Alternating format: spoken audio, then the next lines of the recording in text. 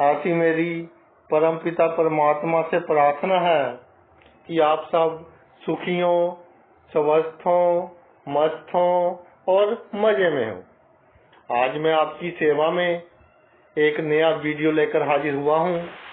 Video शुरू करने से पहले आपसे विनम्र विनती है कि अगर आपको मेरा ये वीडियो अच्छा लगे तो मेरा चैनल सब्सक्राइब कर देना और मेरा वीडियो लाइक व शेयर कर देना। आज के वीडियो में हम चर्चा करेंगे चंद्रमा पर।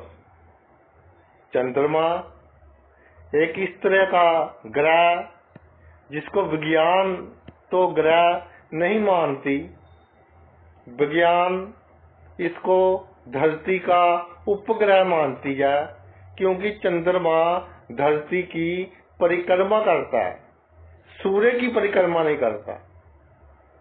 विज्ञान की भाषा में ग्रह वो पिंड होते हैं जो सूर्य की परिक्रमा करते हैं।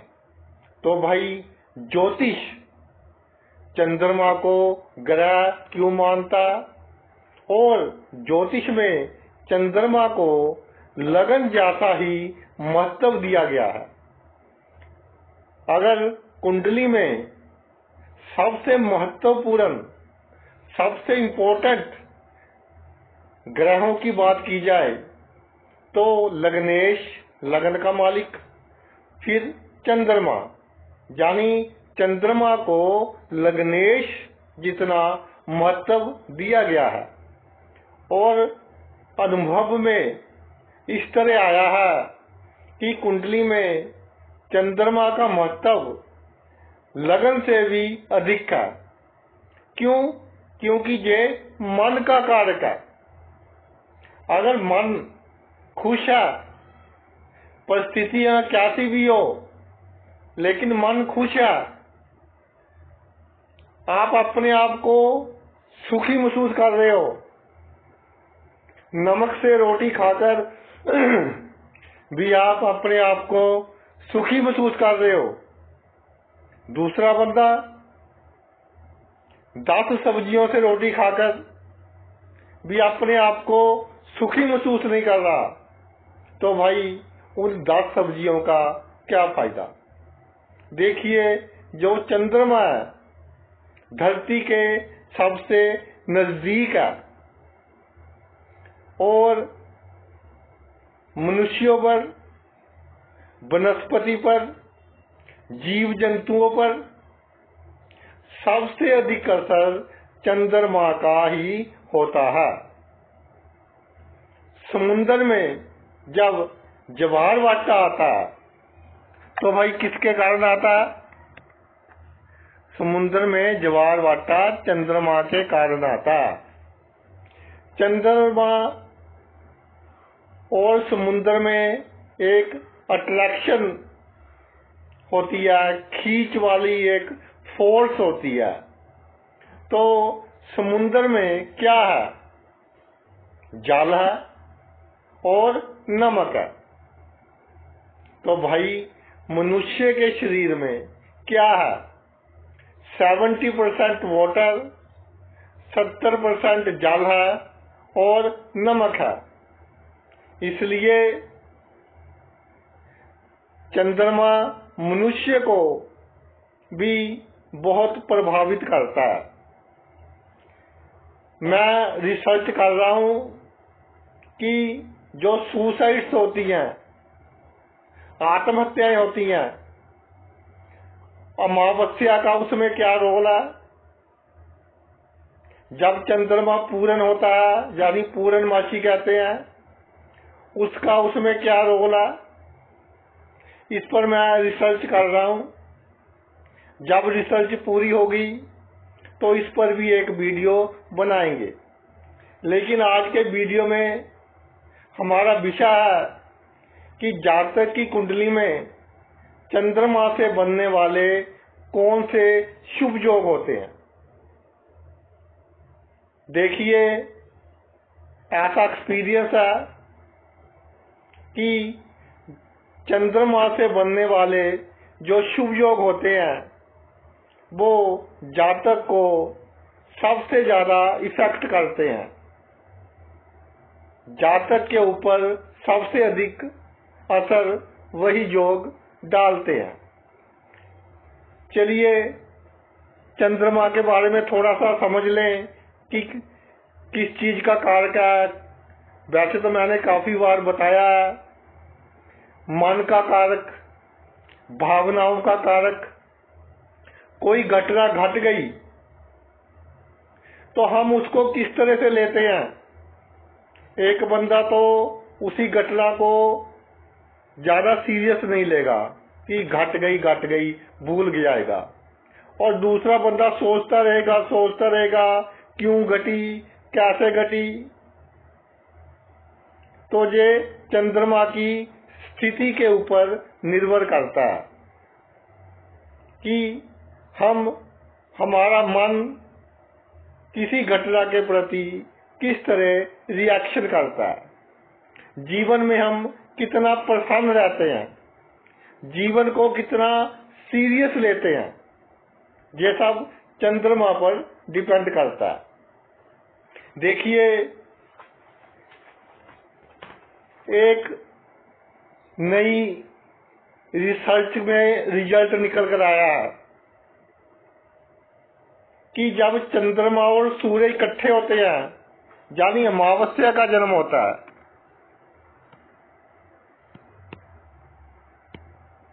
चंद्र और सूर्य इकट्ठे हो गए। पहले मैंने वीडियो बनाया था कि जब चंद्र और सूर्य इकट्ठे होते हैं तो जातक खुद जलकर, खुद दुख उठाकर दूसरों को सुखी करता है। तो भाई एक तो ये बात है कि जातक दूसरों के लिए तो अच्छा होता है, लेकिन खुद थोड़ी टेंशन में रहता है। टेंशन में रहता है जहां तक तो ठीक है, सोचता थोड़ा अधिक का, कई बार सोचने के कारण हार्ट बीट भी तेज हो जाती है, जहां तक तो ठीक है। लेकिन अब सवाल आता है कि जातक तरक्की कितनी करता है। कहते हैं जी अमावस्या का जन्म आ गया। इसमें एक और पॉइंट ऐड कर दूं, ये कहा गया है कि कृष्ण पक्ष की 10वीं से लेकर, कृष्ण पक्ष की 10वीं से लेकर शुक्ल पक्ष की 5वीं तक चंद्रमा को क्षीण माना जाता है, कमजोर माना जाता है। अमावस्या भी बीच में ही आ गई।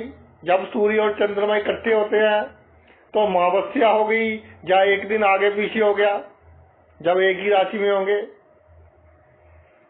तो ये बात जहां तक तो ठीक है कि मानसिक चिंता दिख लेगा, मगर तरक्की बहुत करेगा।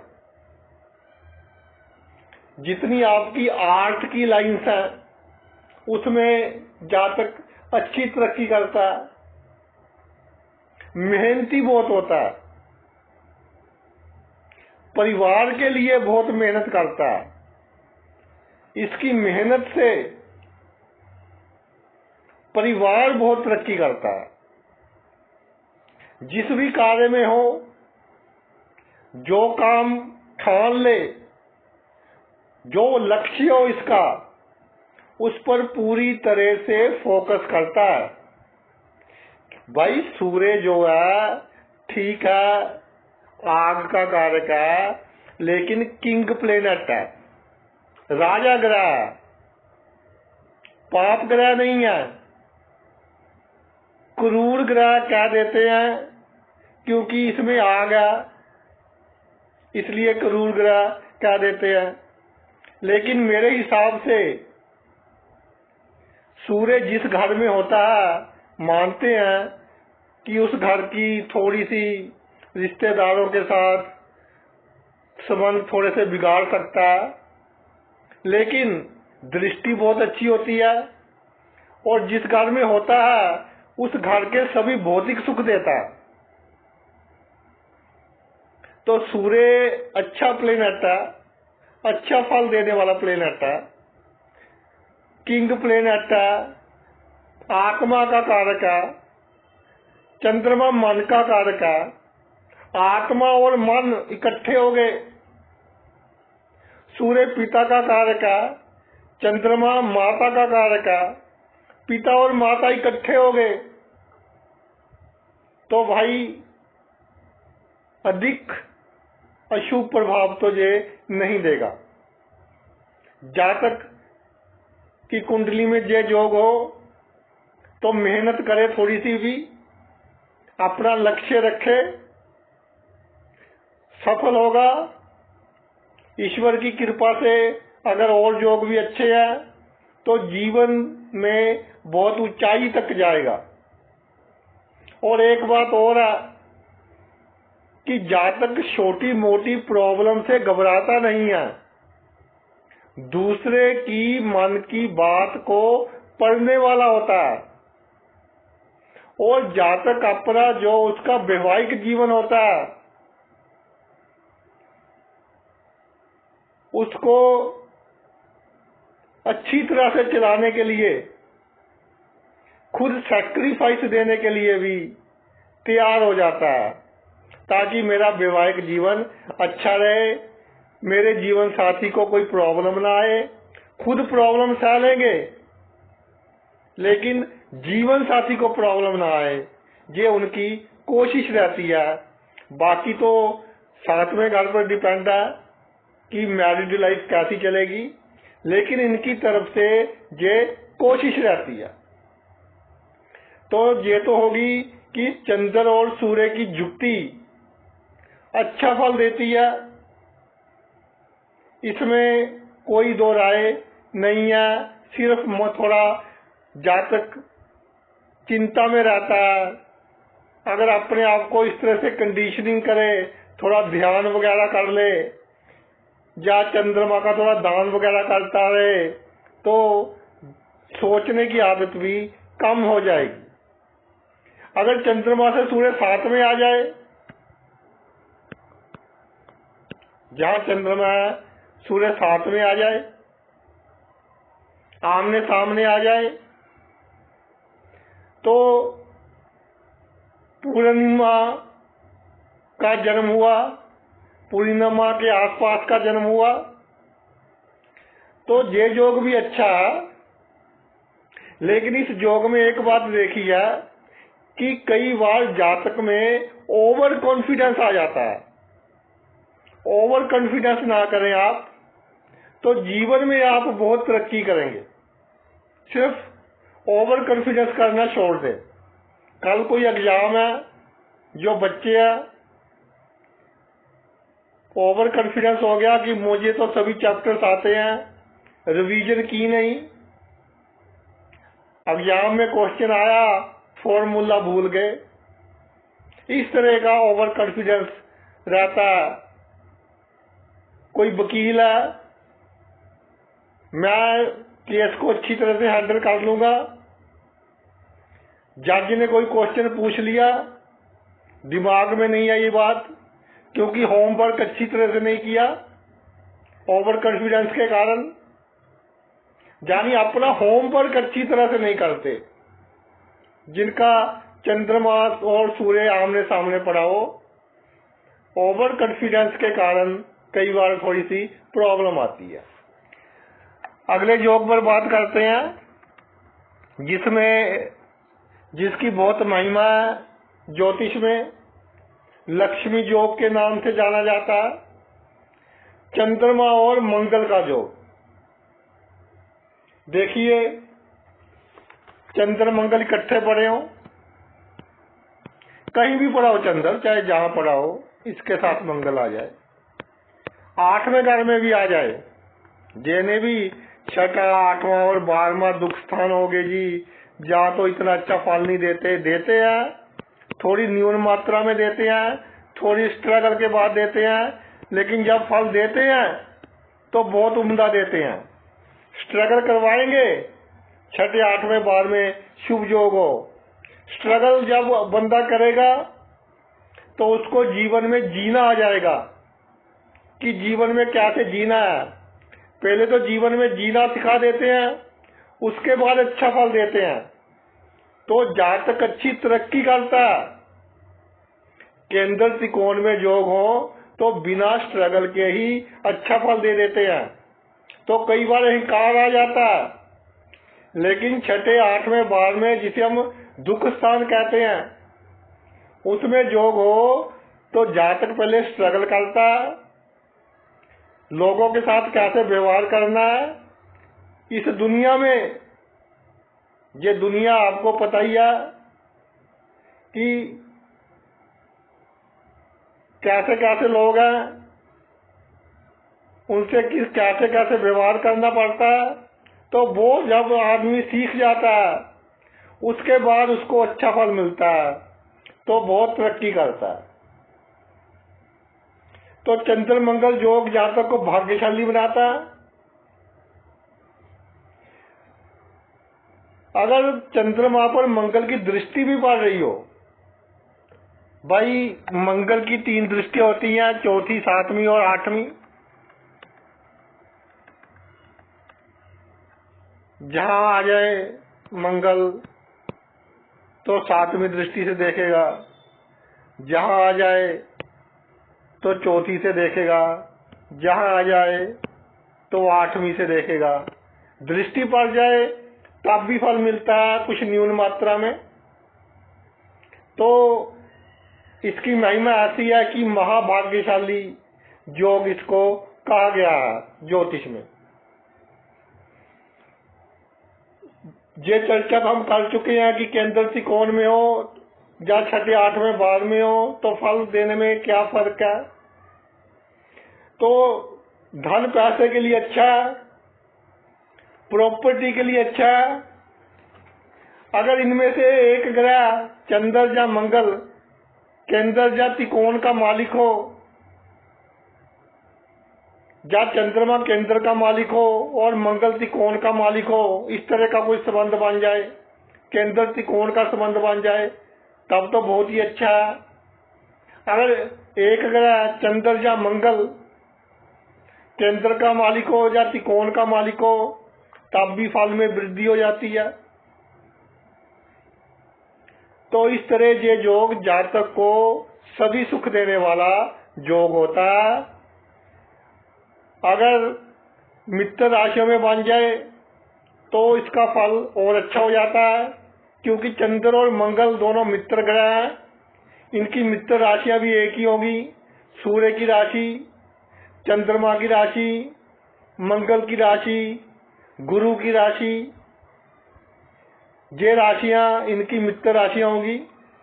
मित्र राशियों में ये योग बन रहा हो तो प्रसिद्धि, मान सम्मान, साहस, जातक क्विक डिसीजन लेने वाला होता है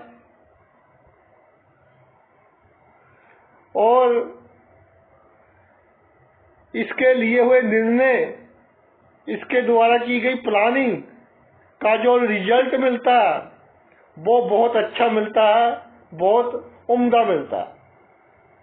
अगले योग की बात करते हैं, जिसको ज्योतिष में गज केसरी योग के नाम से जाना जाता है। समझ गए होंगे आप, बहुत मशहूर सा योग है। चंद्रमा और गुरु इकट्ठे हो जाएं। गज का मतलब होता है हाथी, केसरी मतलब शेर, हाथी और शेर। हाथी में क्या है, पावर बहुत है।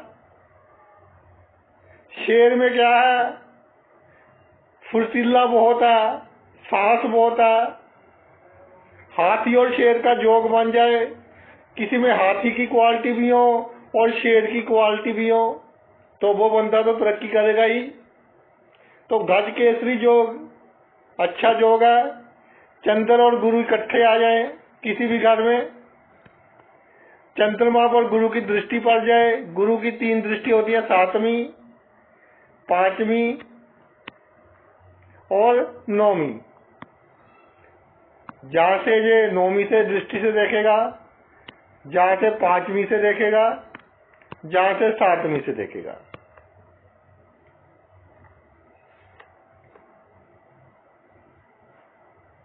तो अगर ये जो केंद्र त्रिकोण में बन जाए तो कम स्ट्रगल और अधिक लाभ।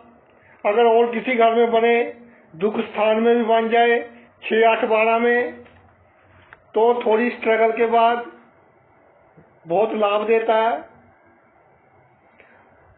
चौथी राशि में बन जाए, जो चौथी राशि है चंद्रमा की अपनी राशि है, गुरु की उच्च राशि है। जैसे चंद्र मंगल मित्र थे, ऐसी चंद्र गुरु भी मित्र है।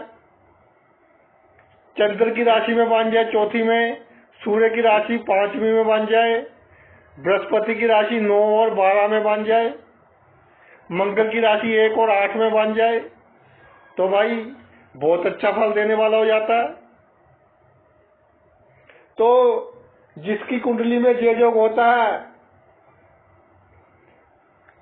भ्रष्ट का मतलब होता है एक्सपेंशन, और चंद्रमा किसका कारक है? मन का कारक।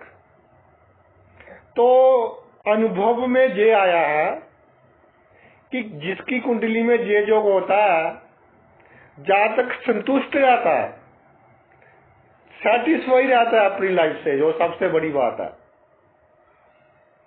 एक आदमी के पास 1 करोड़ रुपया है, एक के पास 50 लाख है। अगर 50 लाख से आपके मन को संतुष्टि है, आप खुश हो, तो भाई वो 50 लाख 50 करोड़ के बराबर है। तो इस योग के कारण जहां तक अपने जीवन में सेटिस्फाई रहता है, संतुष्ट रहता है। बाकी बृहस्पति एक्सपेंशन है, धन दौलत अच्छा देगा, ज्ञान का कारक है, भाग्य का कारक है, अच्छा ज्ञान, अच्छा भाग्य, अच्छी खुशी, सुख, समृद्धि, मंगलिक कार्य, अच्छे कार्य घर में होते रहेंगे। जहां तक इंटेलिजेंट होगा, होशियार होगा, अच्छा भान सुख होगा, घर का सुख भी अच्छा होगा, जीवन भी उसका अच्छा चलेगा, बदनामी होने से भी बचाएगा जीवन में, क्योंकि गुरु है, नहीं चाहता कि बदनामी हो, बदनामी होने से ही बचाएगा। थोड़ा सा जिद्दीपन दे देता है ये जो जिसकी कुंडली में हो, जहां तक थोड़ा सा कि जो मैंने कह दिया वो काम अगर पूरा नहीं हुआ तो इसको बुरा ज्यादा अधिक लगता है कि क्यों नहीं हुआ, थोड़ी इरिटेशन सी फील होती है। इसके अलावा शुक्र की बात करते हैं। देखिए, शुक्र भोगप्रिय ग्रह है। चंद्रमा के साथ शुक्र आ जाए, चंद्रमा से 7वें भाव में शुक्र आ जाए, कोई पाप प्रभाव ना हो इन पर, तो भाई जातक जैसे कहते हैं ना कि खुलकर जिंदगी जीते हैं, जैसे खुले आकाश में पक्षी उड़ारी लगाते हैं, इस तरह खुलकर अपना जीवन व्यतीत करते हैं। मैं तो ये कहता हूं कि अगर शुभ योग बन रहा हो चंद्रमा और शुक्र का, तो ये सभी योगों से अच्छा फल देता देखा गया है, ऐसा अनुभव में आया। जहां तक यारों का यार होता है, अच्छा सोशल सर्कल होता है, अच्छी पर्सनैलिटी, बातचीत करने का अच्छा ढंग, बड़ा दिल होता है, छोटी छोटी बातों का हिसाब किताब नहीं रखता कि 4 मित्र हैं, आज उसने चाय पिलाई तो कल दूसरा पिलाएगा, फिर तीसरे की बारी आ गई। ऐसी छोटी छोटी बातों में विश्वास नहीं रखता। जब चंद्र शुक्र इकट्ठे आ जाए, जब संबंध बन जाए, तो जीने का ढंग ही बदल जाता है। जातक एक अच्छा जीवन, पूर्व जन्मों के अच्छे कर्म किए होते हैं उसने, एक अच्छा जीवन व्यतीत करता है। अब एक और योग की बात करते हैं कि लगन में चंद्रमा आ जाए, अगर उच्च का आ जाए, उच्च राशि कौन सी होती है? दूसरी। अपने घर का आ जाए, चौथी राशि का, मित्र की राशि का आ जाए, 1 का, 8 का, 9 का आ जाए, बृहस्पति की राशि का 12 का आ जाए, इन राशियों का आ जाए, लगन में हो, अशुभ प्रभाव ना पड़ रहे हो, तो भाई इस तरह के जातक भी बचपन कई बार देखा है कि थोड़ी प्रॉब्लम में गुजरता है, थोड़ा संघर्ष रहता है बचपन में, लेकिन अच्छे सेट होते हैं जीवन में। और कई बार तो अच्छी नौकरी छोड़कर विदेश में चले जाते हैं, वहां पर भी बहुत अच्छा सेट हो जाते हैं। अगर उच्च का हो, कोई अशुभ प्रभाव ना हो, या अपनी राशि का हो, तो कुंडली के जो और अशुभ योग हैं, जैसे लग्नेश कमजोर हो, नवमेश कमजोर हो, दशमेश कमजोर हो, तो उन शुभ योगों का भी ये नाश करता है। जातक प्रसन्नचित होता है, सोशल होता है, सामाजिक होता है, यात्राएं सफल रहती हैं, कल्पना शक्ति अच्छी होती है। और एक बात और है कि टेंशन का वर्ड यूज नहीं करना चाहता अपने जीवन में। मेरे कई ऐसे मित्र हैं जिनकी कुंडलियों में चंद्रमा लगन में पड़ा है, अच्छी पोजीशन में पड़ा है, कभी टेंशन ली ही नहीं लाइफ में, बहुत अच्छा जीवन, बहुत सुंदर जीवन व्यतीत करते देखे गए हैं। अब अगले योग की बात करते हैं, चंद्रदि योग कहते हैं उसको।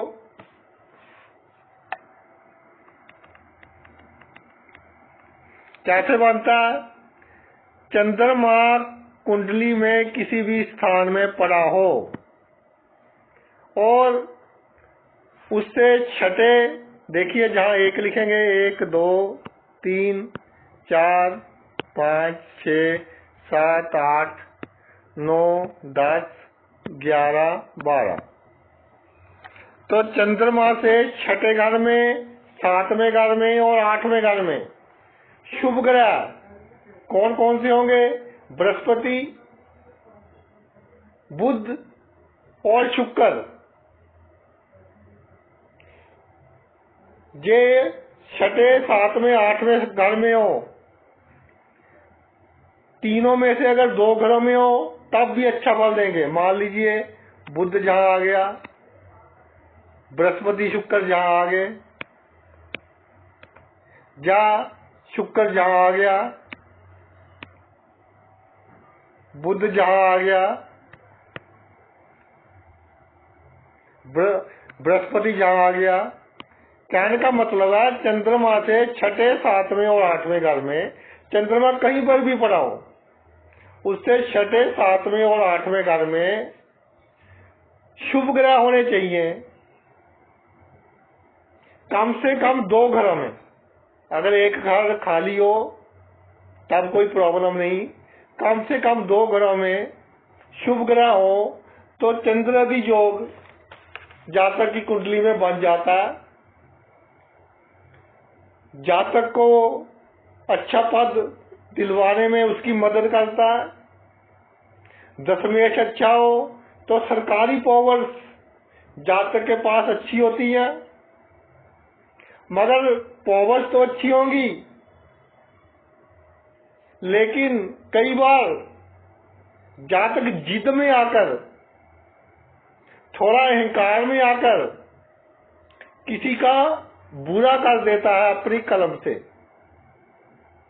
या किसी बड़े ऑफिसर के साथ हो या किसी बड़े पॉलिटिशियन के साथ हो, उसका पीए हो OSD हो, ऑफिसर ऑन स्पेशल ड्यूटी, तो चुगली वगैरह लगाकर किसी का नुकसान करवा देता है। तो भाई ऐसा ना करवाएं, किसी की बददुआ ना ले, नेगेटिविटी आ जाएगी।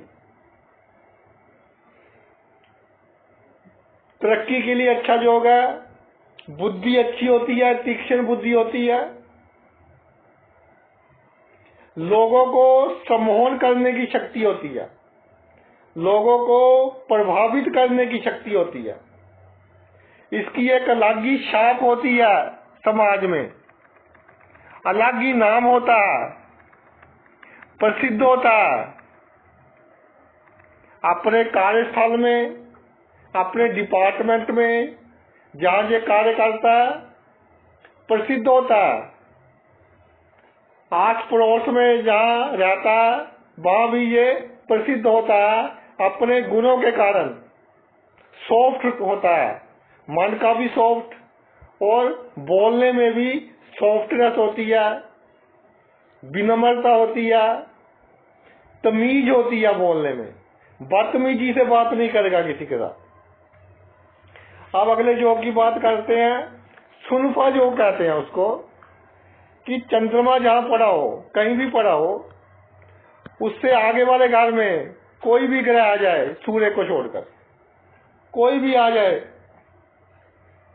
तो ये भी एक अच्छा योग माना गया, कुंडली की शक्ति को बढ़ाने वाला माना गया, सुख को बढ़ाने वाला, इज्जत देता है, और जातक अच्छी इज्जत की रोटी खाता है। ये हो गया सुनफा योग। एक होता है अनफा योग। अनफा योग क्या होता है? चंद्रमा से 12वें घर में, अगर जहां 1 लिख दे तो जहां 12 आ जाएगा। इस घर में सूर्य को छोड़कर कोई भी ग्रह आ जाए तो ये भी अच्छा योग है। इससे भी धन यश की प्राप्ति होती है, प्रसिद्ध होता है, लोगों में विख्यात होता है। अगर चंद्रमा से दूसरे भी और चंद्रमा से 12वें भी ग्रह आ जाए, जहां भी आ जाए तो जहां भी आ जाए तो दुर्धरा योग बनता है। बहुत अच्छा योग है। 2 चंद्रमा को शक्ति मिल गई। अगर शुभ ग्रह आ जाए, यानी बृहस्पति, शुक्र और बुध, मंगल भी आ जाए, वो भी प्रॉब्लम नहीं क्रिएट करता, बहुत अच्छा फल देगा। लेकिन अगर शनि ये एक तरफ आ जाए, एक तरफ राहु आ जाए, या शनि एक तरफ आ जाए, एक तरफ सूर्य आ जाए, तब थोड़ी प्रॉब्लम क्रिएट करता है, एक पाप कर्तरी योग का निर्माण कर देता है। इसलिए दुर्धरा योग तब अच्छा फल देगा कि जब अच्छे ग्रह चंद्रमा के दोनों तरफ हों। ज्यादा अशुभ फल तब देता है जब चंद्रमा शनि और राहु के बीच फंस जाए, तो जातक को डिप्रेशन में ले जाता है कई बार। अगर और ग्रह हो तो अच्छा ही फल देता देखा गया है। एक मेरे मित्र मेरे पास आए, कहते हैं कि मुझे किसी ने वहम डाल दिया। मैंने कहा भाई क्या वहम डाल दिया? कहते हैं कि मेरी कुंडली में केम ध्रुम योग है। मैंने देखी कुंडली, केम ध्रुम योग क्या होता है? कहीं पर भी चंद्रमा पड़ा हो, उसकी दोनों तरफ कोई ग्रह ना हो, ना आगे ना पीछे, खाली हो दोनों घर, या सूर्य हो, तो केम ध्रुव योग होता है। कहते जी मुझे तो किसी ने भ्रम डाल दिया कि तू लाइफ में तरक्की नहीं कर सकता, तेरे पास जो है वो भी चला जाएगा। मैंने कहा भाई एक योग को देखकर तो ऐसा नहीं होता, कुंडली में कई योग बनते हैं, सिर्फ एक योग को देखकर हम नहीं कह सकते कि अच्छा होगा या बुरा होगा। जब वीडियो बनाते हैं, आपको बताते हैं, तो संभावनाएं बताते हैं कि दिस में हैपन, ये हो सकता है आपके साथ। तो केमद्रुम योग की मैं आपको जो मेरा एक्सपीरियंस है वो बता दूं कि जिन जातकों की कुंडलियों में चंद्रमा के दोनों तरफ कोई ग्रह नहीं है, जब सूर्य है एक तरफ, तो अगर चंद्रमा शुभ ग्रह की राशि में पड़ा हो, यानी बृहस्पति की राशि में आ जाए, 9वीं में आ जाए, 12वीं में आ जाए, मंगल की राशि में आ जाए, 1 में, 8 में नीच का हो जाता है। ये मैं पहले बताना भूल गया, जो अष्टम राशि है उसमें है तो मित्र राशि, नीच का हो जाता है, लेकिन नीच का फल भी इतना अधिक नहीं देता क्योंकि मित्र राशि आ गई। ठीक है, नीच का इफेक्ट होगा लेकिन कम हो जाएगा मित्र राशि के कारण। तो इन राशियों में वो गुरु और शुक्र इसके साथ हो, गुरु साथ हो या शुक्र साथ हो चंद्रमा के, या गुरु से दृष्ट हो, शुक्र से दृष्ट हो, तो भाई ये योग पुत्र सुख, धन सुख तो देता ही है और राजनीति में भी बहुत लाभ देता है। बड़े बड़े राजनीतिक लोगों की कुंडलियों में देखा है कि केमद्रुम योग बना हुआ है, लेकिन इस तरह शुभ बना हुआ है, तो पब्लिक डीलिंग में, लोगों के साथ की हुई डीलिंग में भी ये योग जातक को बहुत लाभ देता देखा गया। तो भाई ये तो आज का वीडियो था कि चंद्रमा से बनने वाले शुभ योग जातक को सबसे अधिक प्रभावित करते हैं, सभी ग्रहों से अधिक प्रभावित करते हैं। तो आपने अपना इतना कीमती समय निकालकर ये वीडियो देखा, मैं तहे दिल से आपका आभारी हूँ। Thanks a lot.